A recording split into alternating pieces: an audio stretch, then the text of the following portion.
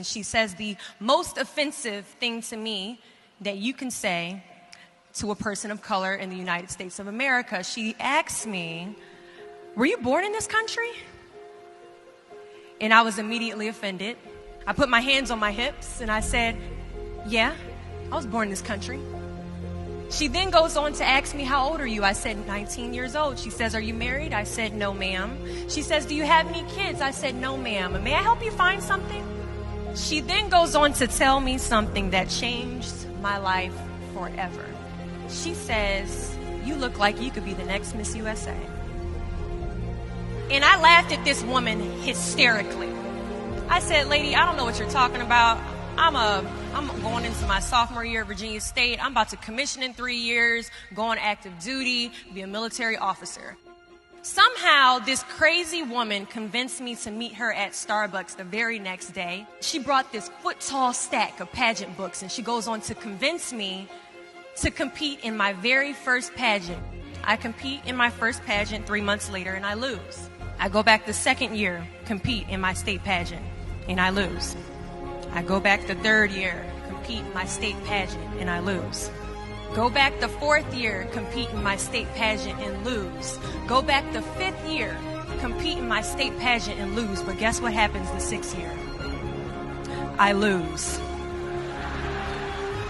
I called her on the phone 6 years after our Target conversation, and I said, "You told me I could be the next Miss USA." And she says, "Deshauna, keep trying, keep trying, keep trying."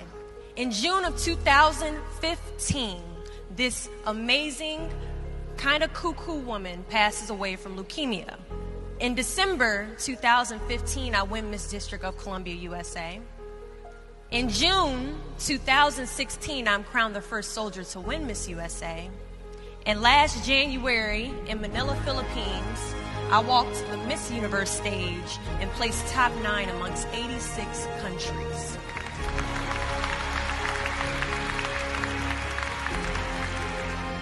Do not fear failure, but please be terrified of regret. When you walk out this door into the real world, you will receive a lot of shut doors, a lot of turned down applications. You will hear way more no's than you hear yeses. Giving up is something I did a lot of growing up, and I don't think I really challenged myself to stick anything through until I joined the track team in middle school. I remember having to ask my mom after tryouts and making it to the team for my very first pair of track shoes. Now, at the time, she walks into our house and she has a bag that has a nice Nike check sign on it. So I get excited because I wasn't getting new shoes very often. I go to take the shoe box out the bag and I notice that it says a size 9 on it. Mind you, in the 7th grade, I was a size 5. I open the box and I slide my feet into the shoe and I look at my mother and I said, "These shoes are too big." She says, "I know I did that on purpose." I was like, "Why would you buy shoes that are too big on purpose, Mom?" And she says, "Because I know that you're going to grow into them." Coach has us line up on the starting line and he wants us to run a lap around the track. As we go to take off, I immediately fall to the ground, twist my ankle because the shoes are entirely too big. See, I couldn't run at the speed that I wanted to because I didn't fit the shoes I was wearing at the time.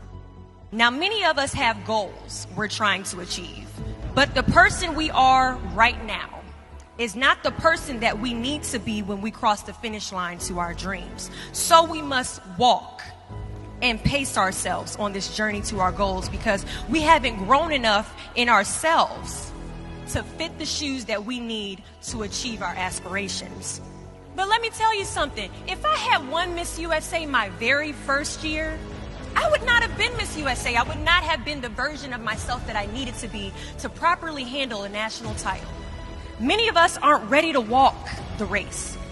But understand that as we walk this race, we pace ourselves, and as we pace ourselves, we grow.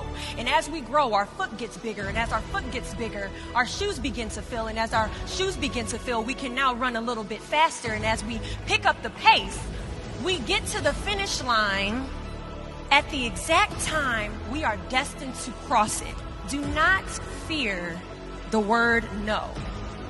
But be afraid of the possibility of a yes that you have prematurely destroyed because you decided to quit before the clock strikes 12. There are a lot of questions that is going to keep you up at night, but I guarantee there isn't one question that will keep you up longer at night than the question, what if I didn't give up?